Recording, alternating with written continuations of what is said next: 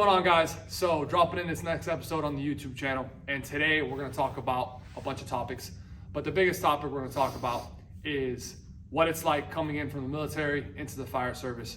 Not from my opinion, but my buddy Matthew White here. So I'm going to introduce Matt.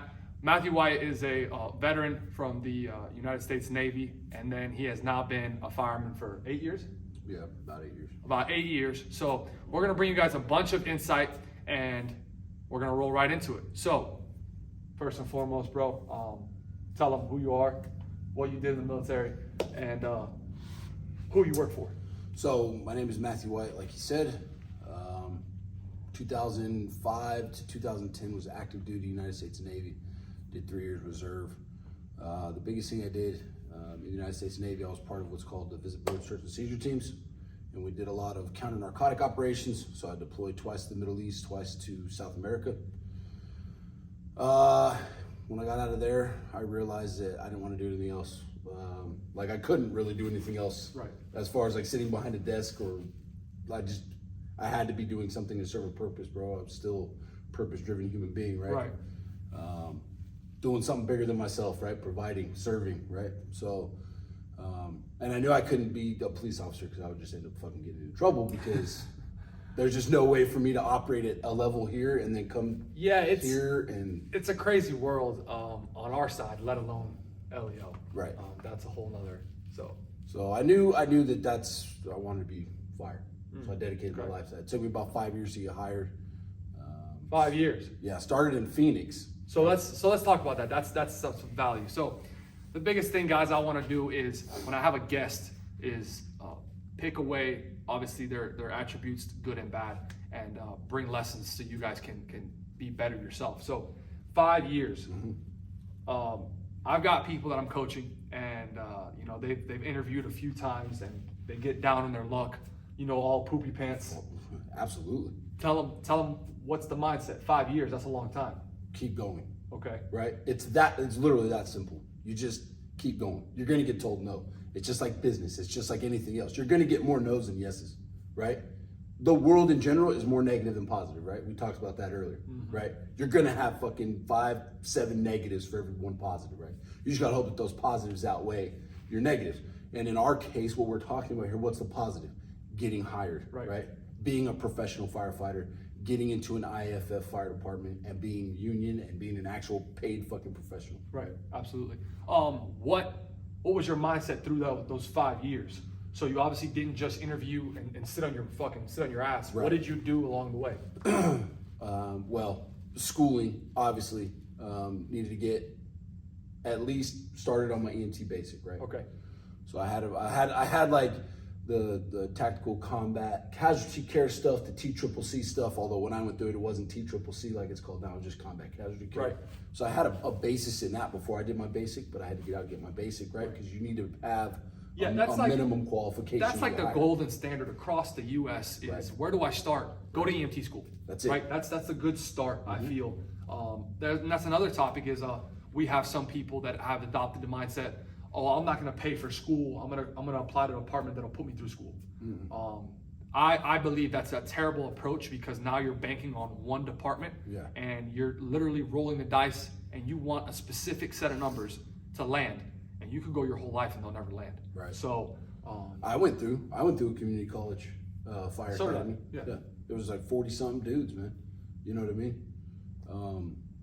Peer elected leader of the academy. That's like the award that I won at the end of this thing. So you had 40 something dudes. I think it was like 43 dudes, right? But I did it. And why? Because when you go to these fire departments, you're more marketable, right? I have Fire 1 and 2. I have my IFSAC SEALs. I have my hazmat A&O. I have my EMT basic. At a minimum, you have those things, and on that, but you've been through a fire academy with instructors like our academy. We had guys from Gilbert, Mesa, Phoenix, everywhere, Glendale. You create relationships. All the cadre, Absolutely. right? Then you get in, then you get into those stations. They know who you are. You start doing your mock interviews with the crews, and you start having them hammer on you and everything else. So that's, That's valid. You can't replace that. You can't replicate that. You can't. Yeah. Awesome. So You roll in 5 years, you know, that's a testament. I know people that have gone a long time too. I was fortunate, but I had the mindset, and I teach everybody that goes through a mentorship program to get hired with a fire department. What does that mean? That means I'm not gonna be entitled to say, no, I only wanna work here because I wanna be a firefighter. So if the said so person wants to be a firefighter, if I get offered a job that was paying, which I did, minimum wage, that was paying, you know, for me to go to paramedic school, right? It's not always about how much money the department offers you. You have to look at the entire picture. Why did I take my first job and I got hired 2 weeks? Because I got paid minimum wage and I knew I was gonna do the job. I was gonna go fight fire. I was gonna cut people out of cars and run really good medical calls. So put yourself in the position to succeed. Once you get on a fire department, then you can say, you can create your own opinion of, do I like it? Is there other opportunities that are better suited for my personality, for my ambition, Other departments, whatever. stuff like that. So we'll fast forward the 5 years. How do you end up in Carlsbad? I ended up with Carlsbad Fire because that's where obviously I got hired. So I went through their testing process. So 5 years in, you're just all over the place applying. I'm all over the Valley of Phoenix, right? All the metro departments, dude. I had 2 interviews with Mesa, an interview with Phoenix, Buckeye, Goodyear. I had 2 interviews with Goodyear. I had 2 interviews with Glendale. Like all over, man, all over, and just no after no after no after no, and it'll beat your ass down. Yeah, it really will. Like it'll beat your ass down. Yeah, but you just got to keep going. If you want it bad enough, right? There's no timeline. It's gonna happen when. Like I tell my kids, right? They're sitting there. They're like, I'm thirsty. Okay. If you don't get up and go get yourself something to drink, that's all you will ever be, is sitting there thirsty. That's a great. So if you want it bad enough, you're gonna keep going. Yeah. Right. Absolutely. And it's not gonna. Well, I only want to get hired with Albuquerque. I only want to get hired with LA. I only want to get hired with Dallas. Dude, if you don't want it that bad. If you only are gonna settle for one department, you obviously don't want to be a firefighter that bad. Right. Because you can work your way up to those fire departments, man, once you get the experience. So awesome. So we're going to transition into the transition of somebody from the military, because I didn't serve in the military. I've been a fireman since I was 19, into the paramilitary organization of the fire service. Right. What was the hardest thing for you coming from the military? So, like we talked about earlier, the hardest thing for me transitioning from the military to the fire department was the fact that it wasn't military, it was paramilitary, right?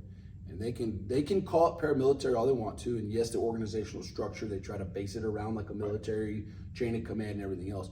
But what are we actually dealing with here? We're actually dealing with a civilian job that's got human resources and HR directors and city administrators, and you can't conduct yourself the same way in a fire department as you would in the military. Man. You just can't. You get your ass in a lot of trouble. Yeah. And I'm here to tell you right now, I'm one of those guys, bro. They're like, hey man, you gotta have dirt on you if anybody's gonna trust you. I'm that guy covered in fucking dirt, bro. So people know. Right. You know what I mean? So somebody coming out of the military, what should they expect? The well, difference. I would say they have the advantage in terms of not necessarily being marketable, but understanding that when they get into like the fire academy, they've got military bearing. They know leadership, teamwork. Yeah, they know when to shut up and when to talk. They know when to lead and when not to lead.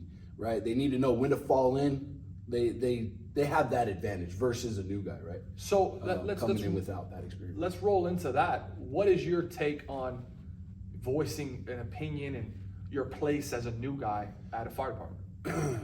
Head down, grind. Okay, right? What does that mean? Talk none and listen always. You know what I mean? Good. So less moving these stay open. When do you recommend they open their mouth? Safety. Okay. Like if something's unsafe, right? Or they're asked a question. Or they're asked. If they're talked to, right? If you're spoken to, obviously answer the question. Right? Questions require answers. Of course. And if you're told, hey, you can come over and sit down with the guys, right? Because like our rookies, bro, they got to stay in the kit, like either not be seen or they're in the kitchen around the table. And that's a great point too, guys. Listen, when you start off, you haven't earned the right to coke and joke. What does that mean? To hang out, to be comfortable. I talked about this in the last video. You're not one of the guys yet. You're not one of the guys yet, and that's okay, because there'll come a point where you can see another new guy and remember what it was like to be in that position of uncomfortability, to be in that position of, I need to know everything and anything that these guys or girls could possibly ask me. And with that mindset, you don't have time to be relaxing. You don't have time to, if I'm a new guy, or if I'm a veteran, 5 years and up, and I go into the bathroom and there's a new guy in the station and the bathroom's a mess, there is a problem. If I go into the fucking bay and there's something array and there's a new guy, there's a problem. If I get on scene and I ask for a piece of equipment and that person doesn't know where that piece of equipment is, that's a huge fucking problem. Bro, don't get me started. That's a problem. Huge fucking problem. So you have a lot of responsibility coming in. I think your first 3 to 4 years as a firefighter. Absolutely. To understand the job. So the last thing we're going to talk about, man, and the biggest thing coming from the military with the fitness and how it's different with turnout gear and SCBAs, and confidence with your restricted breathing. What do you recommend to the people to prepare? Military, not military, just what do you think to make them succeed at the highest level? So I've always been one to, like, of course we both have gone through the project, right? We both have done, like you just finished Leadville, right? You didn't, on your way building up to Leadville, right? You didn't run Leadville to prepare for Leadville. Right. You see what I'm saying? So you didn't completely fucking smoke your ass before you got to Leadville, right? There was a consistent training plan that put you in position to succeed, right? I love it. So for me, for you guys, what I would say is don't like break yourself down, like, because I was that guy, right? I was the guy that was like, hey, in order to be good at functioning in turnout gear, I need to do all my workouts in turnout gear and have my fucking turnout gloves on, and I need to wear a bottle all the time, and I need to, even if I'm not on air, I have to wear my mask all the time. That way my suck hole's only this big, you know what I mean? Yeah. I was that guy. It does, but it has to be regimented appropriately, and not every fucking workout 100 miles an hour like that. Yeah, that'll turn burnout. Right. You're just gonna end up smoking your ass, and then when you get to the academy, you're gonna be so fucked up that you're not gonna be worth a shit. You know what I mean? Guys, I want to bring a point too, and I'm not trying to sell you guys on anything with the programs that I offer. You guys know the programs that I offer, and if you don't, shoot me a DM, go to my Instagram. You'll find out quickly. You don't look like this or look like this on accident, guys. It is a regimented plan that is consistently executed over a period of time. Okay, you do not just walk into Planet Fitness and say, what should I do today? And expect results. You can't have that mindset and show up to the fire academy or your new fire department and be a stellar candidate, rookie, recruit. And if you're not stellar, you're mediocre, you're okay. And I'm not okay with that. I don't think anybody should be okay with that, because now you're talking about your future, your career, your job is on the line. I want to be stellar.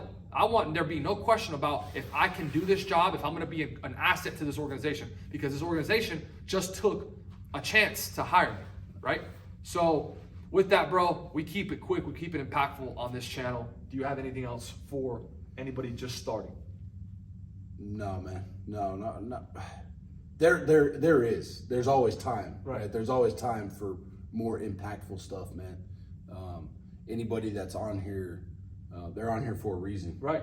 They want to be better. I like what you're doing. I like the Prepare to Fight Fire deal. It's a good deal, especially for guys that don't know, right? And a lot of people don't know, right? They don't know what they're doing, and so and that's okay. It is okay. That's perfectly fine. That's why you are here, right? That's why you are here. Don't go at it alone, right? We always talk about that shit, don't go at it alone.